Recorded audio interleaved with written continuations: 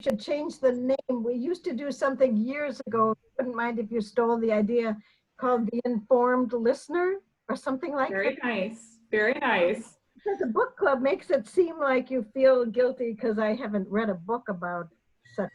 Do you know what I'm saying? I totally do. You know, when we created this, it was really to be a partner program to our quarantine opera blog.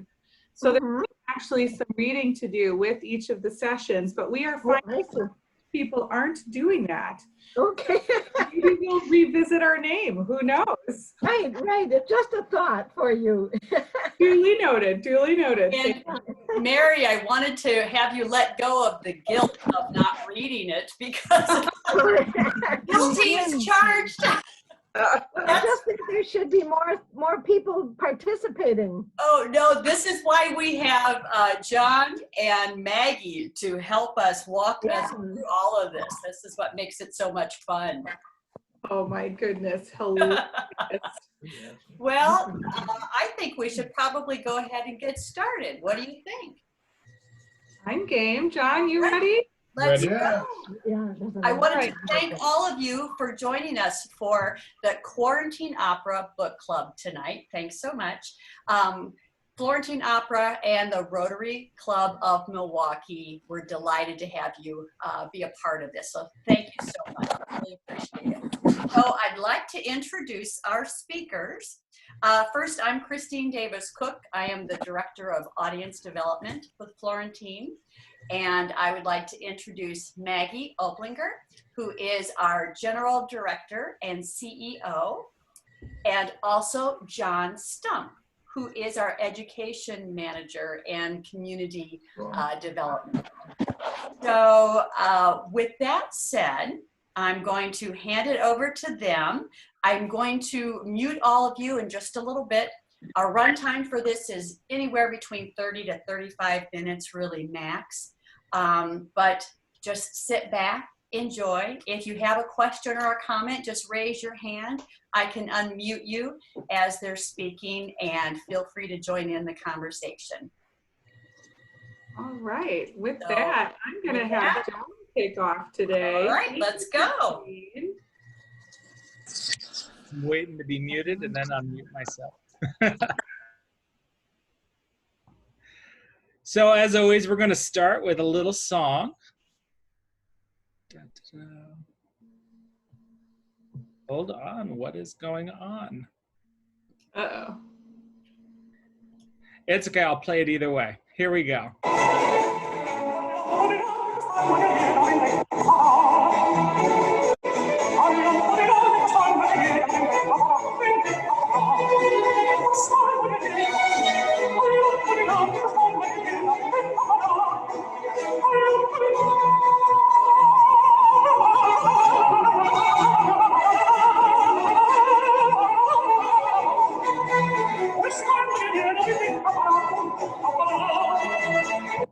There's a little snippet for you. That is Caesar's aria, A Lampo dell'Armi from Act 2.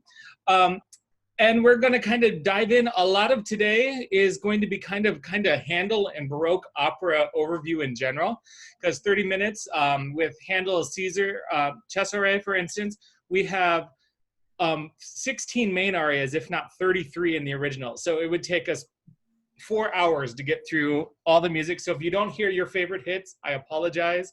We only have snippets of a few. But I want to start by just saying that I think the biggest thing we need to realize is Handel is probably the first international renowned composer that was both recognized in his time as well as after. Because there's kind of four main composers of this period. We have Rameau in France, we have Bach in Germany, we have Vivaldi, and they all kind of have their own sphere.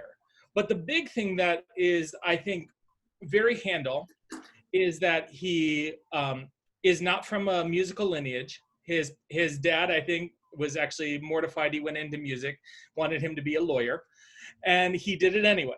And by the age of 18, he was in Halle, Germany, and he was an accomplished organist and harpsichordist, and of the time he was ready to go, be part of the church musicianship.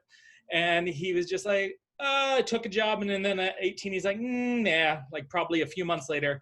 And he goes to Hamburg. And that's kind of the center of German opera culture at the time. And he's in Hamburg for maybe 3 years. And then he's like, okay, bye Germany, I'm going to Italy. And then he's in Italy from 1706 to around 1710. And he's all over the place. He's in Rome, he's in Naples, he's in Venice, and he's kind of just honing his craft. And then at the end of that tenure, mind you, he's only 25 years old now in 1710. He goes back to Germany, and he's made the music director of the Electoral Court of Hanover. And he's like, he talked to the court, the main guy there, and he's like, hey, I want to kind of go study in London a little bit. Is it cool if I go take a trip? And he's granted a trip. And then I think he elongates that trip, eventually just never kind of just ditching Hanover. Well, once he's in London, very soon after, the boss that he ditched has now become King George I of England. And so he's like, oh crap. So I've already kind of bit my hand or whatever with all that. So he kind of makes peace. We talk about that a little bit. And the rumor is that he created music for a river party that the king was hosting that we kind of now know is the inspiration, if not what we consider Handel's water music. But the bigger deal, and why London becomes a big deal, is soon after he's there, he, along with a few patrons and 2 other composers, there's Bonaccini, and I'm forgetting the other Italian dude, but they all create their own little theater. And so the biggest deal here is he was producing and creating his own money. Like up to this point, most of music was you had like a court that you sang for and rich people paid that's how you lived. And now we have Handel creating opera for the nobles, because you still had that donor base and those are your main ticket goers, but he also had this other base that is like, okay, I need to get it to the crowds, get them there. And how he did this, we talk about, is because he's bringing Italian opera to them, and he had English speakers, so none of them probably cared about what the Italian was, etc., if their diction was perfect, but they cared a great deal if they had the best singers in town. And so he filled his opera houses by fighting tooth and nail to get the best singers to come and sing for his shows. I'm going to hand it over to Maggie a little bit. She can talk a little bit about the singers and some of that fun stuff behind the scenes.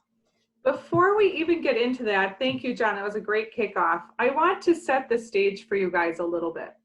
So John just hit on a number of huge things that were transitioning the world in that moment of time. And for those of you who are art fans, this is the Baroque era. So we're in the phase of life where we are just leaving the era when the church and the royalty made all decisions about art. Everything that came down through music, everything that was painted, everything that was staged had originally been created for royalty or for the church. Those were your leaders. And realize that as the middle class starts to arise in this era, and I use that term quite loosely because if you read about their lifestyle, did not feel very middle to me, but you know, it was somewhere in between royalty and peasant, right? They're spending a lot of their free time at church, and I again use free time loosely, listening to services in Latin, which they do not necessarily understand, and getting spoon-fed art that has been curated for them, but that is really not created for them. They are receiving it, but it's not for them, it's not of them. And as we look at the work of Shakespeare, and as we look at the work of Handel, this is the moment in time when art transitions from truly an elitist offering into something that becomes much broader in how it's received and who it's written for.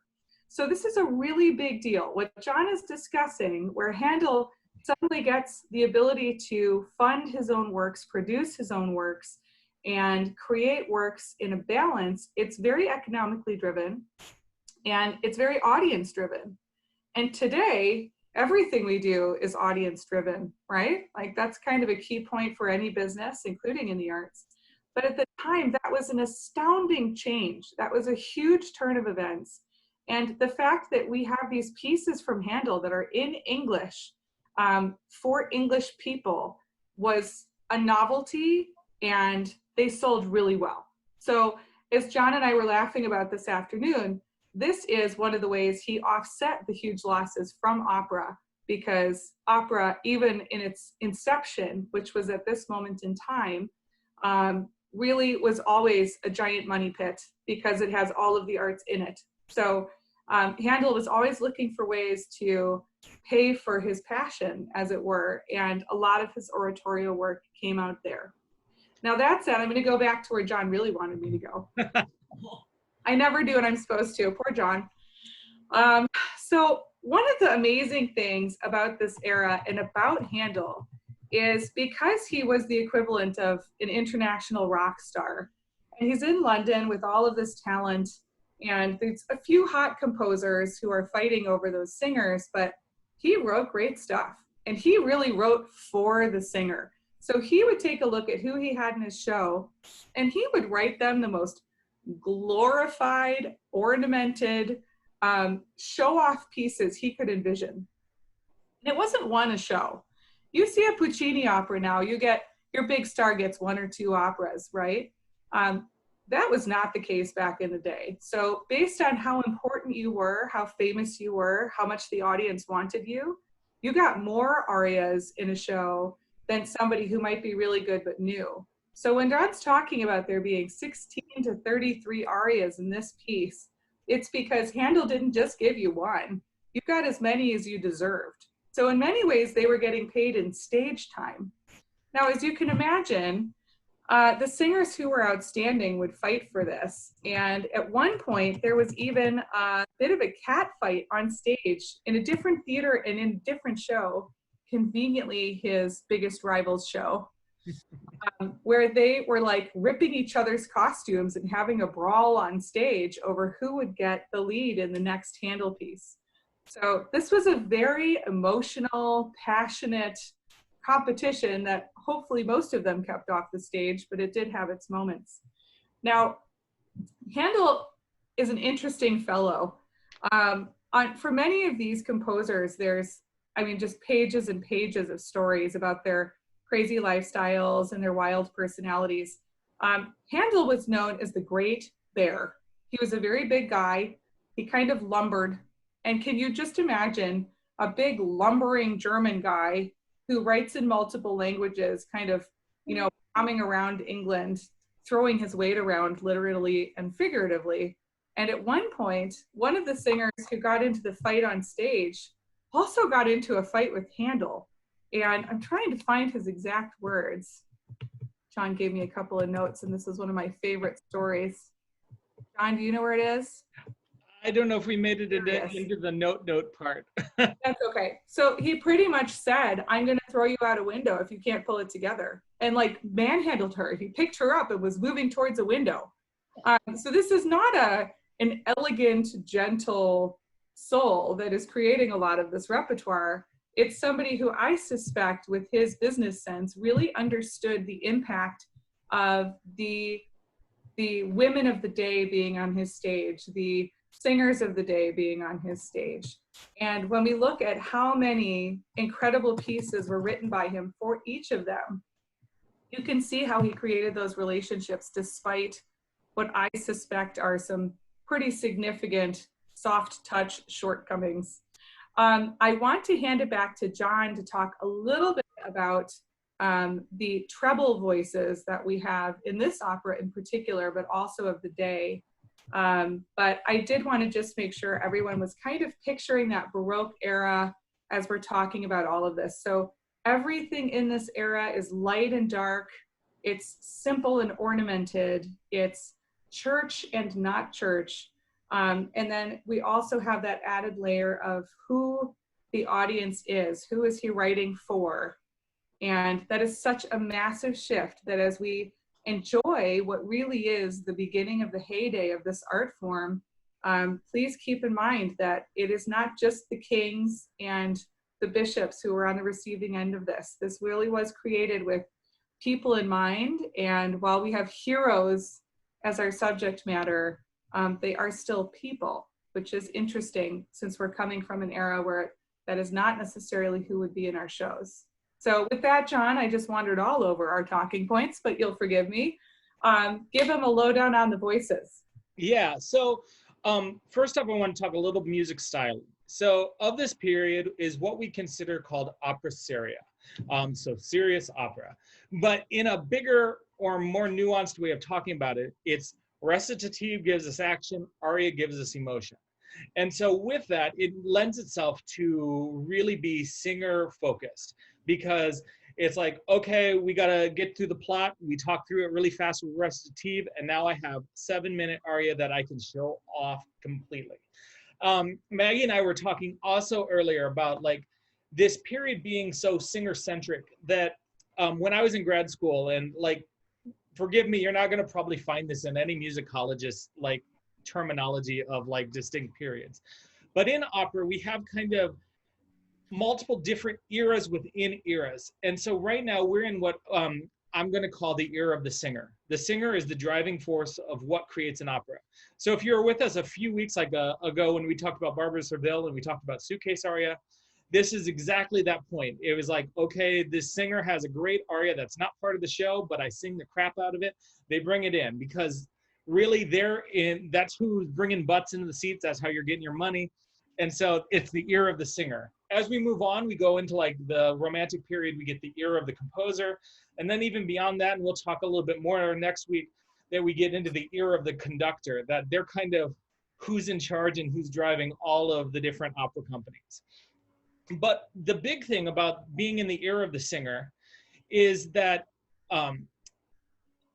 oftentimes, like Handel would literally rewrite, like let's say you had a production and he had an amazing mezzo, but the next production she's gone. We talked earlier, even like his biggest work that everybody knows him for, Messiah, has multiple rewrites. There's like, okay, well, if you don't got a soprano to do it, here's it in a mezzo key.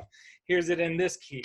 It's like he just kept rewriting so that he could bring, he didn't care so much voice type as far as long as they were the best singer possible. And with that, he created the biggest variety of different styles. He would have the slowest, longest lines possibly imaginable, and then followed up by coloratura. And this style of aria we call da capo. And in da capo aria, it's very simple. Da capo means from the beginning. And so we have an A section, then we have a B section, followed by an A section. But in order to really keep the singers fascinated and the audience fascinated, I call it almost like a bipolar style. It'd be like I have my drink, A section, I'm so happy I have my drink. My drink's gone, B section, no! And then I refill my drink and I was like, I have my drink again. And so we get these styles and they'd be as drastically different as possible. But not only did it showcase the singer's voice, but it also showed their acting chops, that they could do happy as well as sad. They could do angry as well as meek. And so I have another example for you. This is Kiri Takanawa singing Piangero le sorta mia. This is Cleopatra's aria. I have 2 sections for you. I'm gonna see if I can screen share this time around, but oh my, it's being weird today, but we'll play it either way. This is the A section. I'm just gonna play a little bit.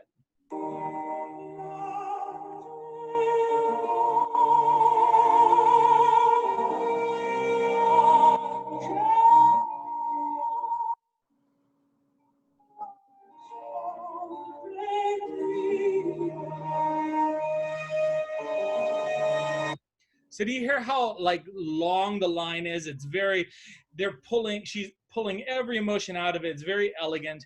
And the B section, we're going to hear the very end of the A section, because you'll feel like this is going to be ultimately the end of the song also. But this is the instrumental finishing and going right into a B section.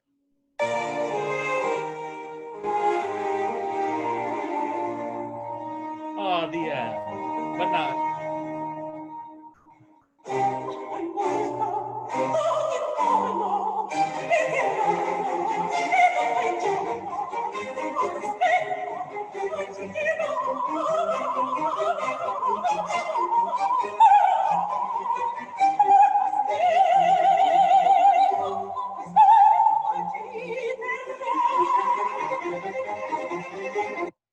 there you hear like just night and day. They're like totally different. And you're going to I hear. loved all the bopping heads. We're all like, yeah.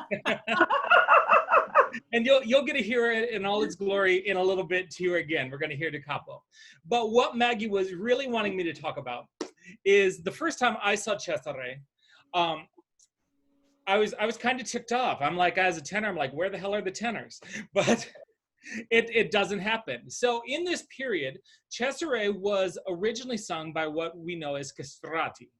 And so what that is, for those that aren't familiar, is that young boys that we thought were amazing singers, or in especially Italy culture, usually from poorer families, they would castrate their sons before their voice changed. And this would keep the voice as a soprano or an alto. And we have no physical recordings of this, but what we know is that their voices generally like stayed really high, but it also grew and became really, really loud and big.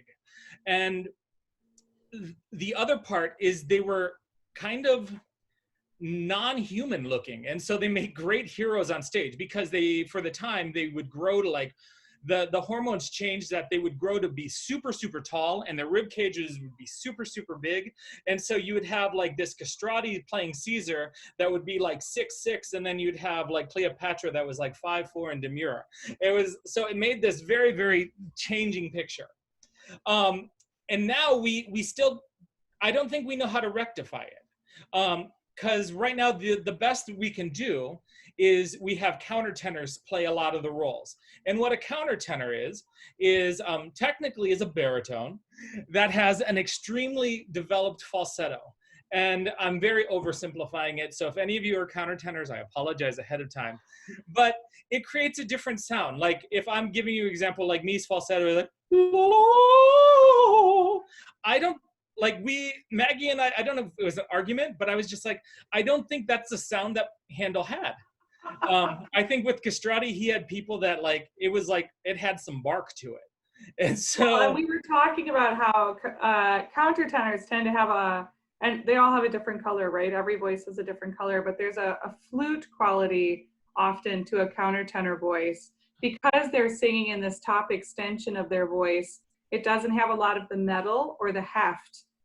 So when you hear an opera singer in person, some of them, in fact, I remember hearing one who was quite far along in her career and it felt like all metal and it just drilled me right back in my seat. It was amazing.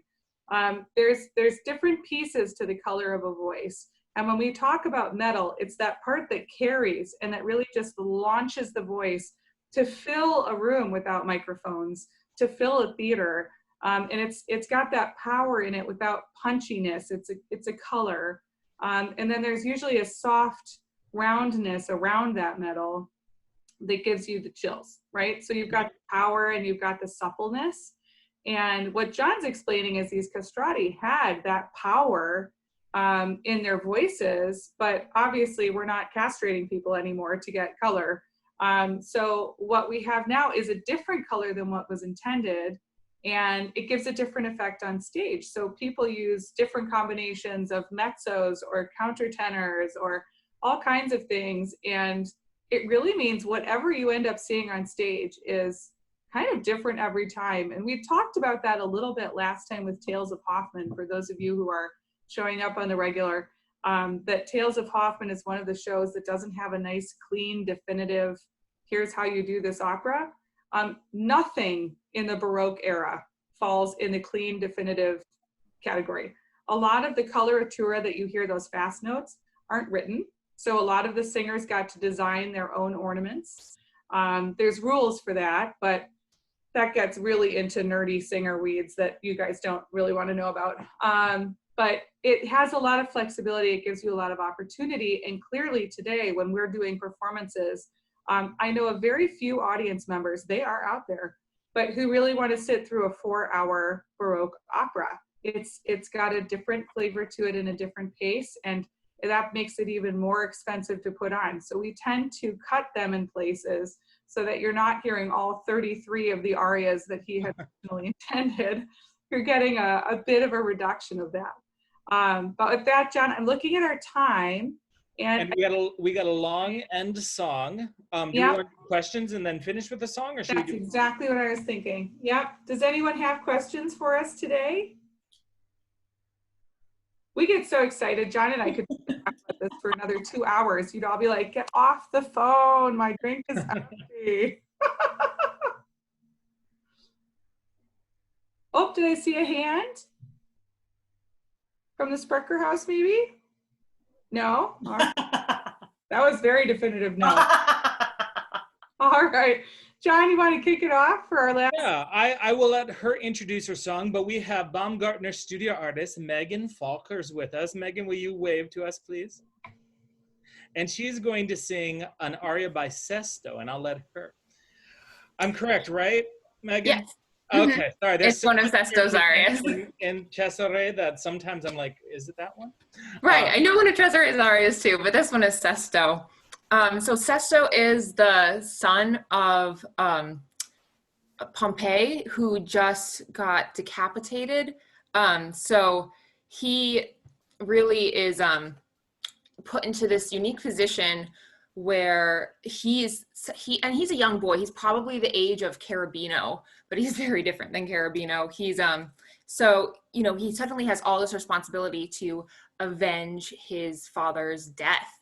And so you'll hear that in like the first section, it's just full of anger. And the second section is the B section is a lot more subdued. He's feeling the weight of his responsibility, so that finally when it returns to the A section, he's just full of resolve and he's ready to avenge his father's death. So with that being said, here is Svegliatevi nel core.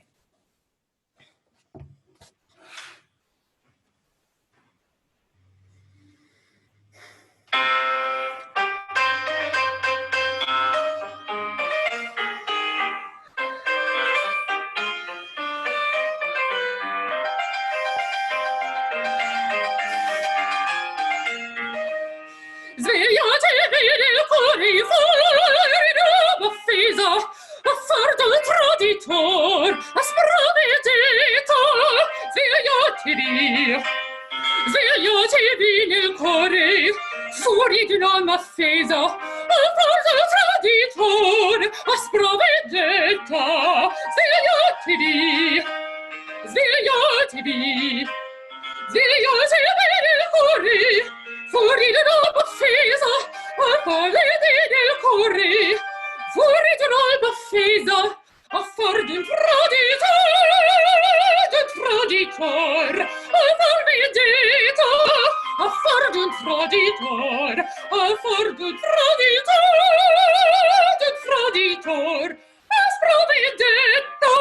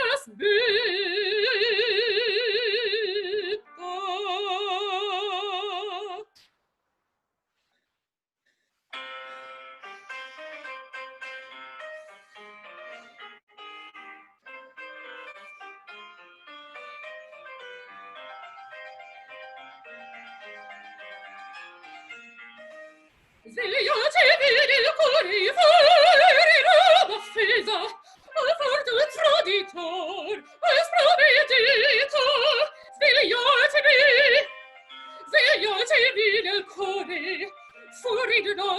offesa, al fardo traditor, aspra vendetta, sia io te me, sia io te me, sia io te me nel cuore, fuori di nuovo offesa, sia io te me nel cuore, fuori di nuovo offesa, al fardo traditor, aspra vendetta, a fardo un traditor, a fardo un traditor.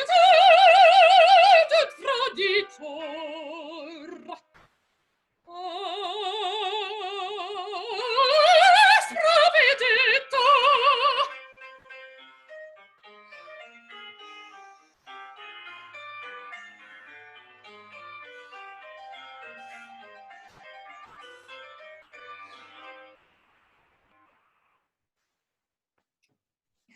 Thank you.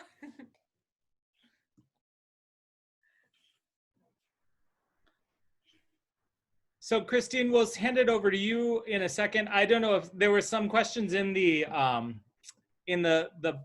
side in the chat.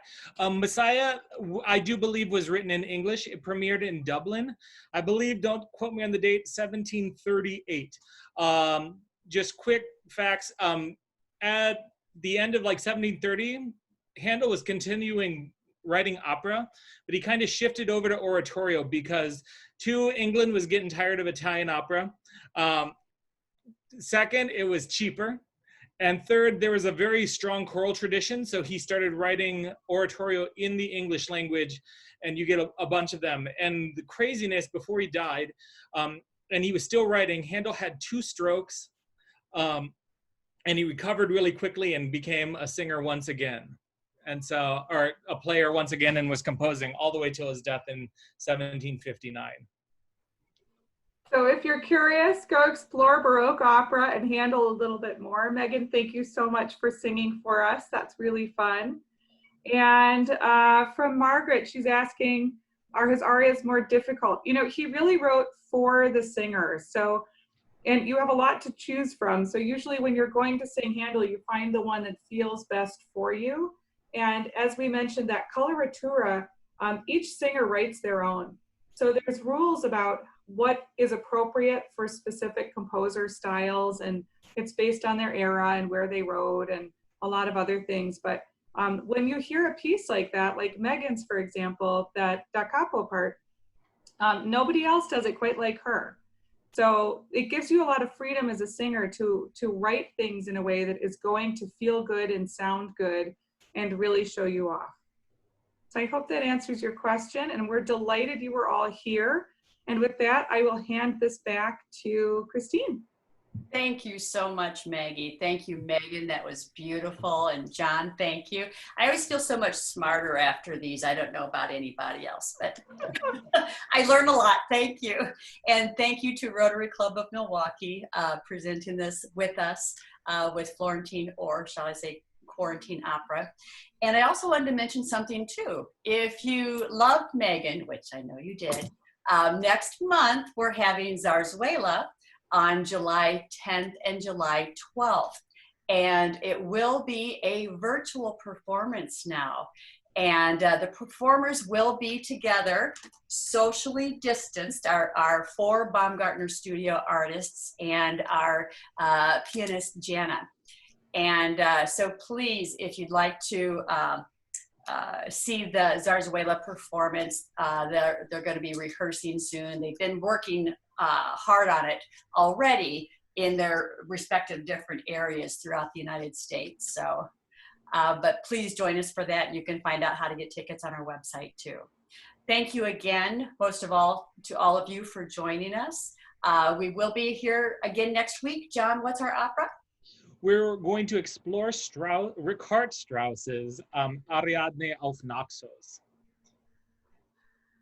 And especially him kind of trying to find a compromise between his 2 extremes, his neoclassical Mozart side and his very late romantic side of Wagner, his 2. Oh, that's a big extreme.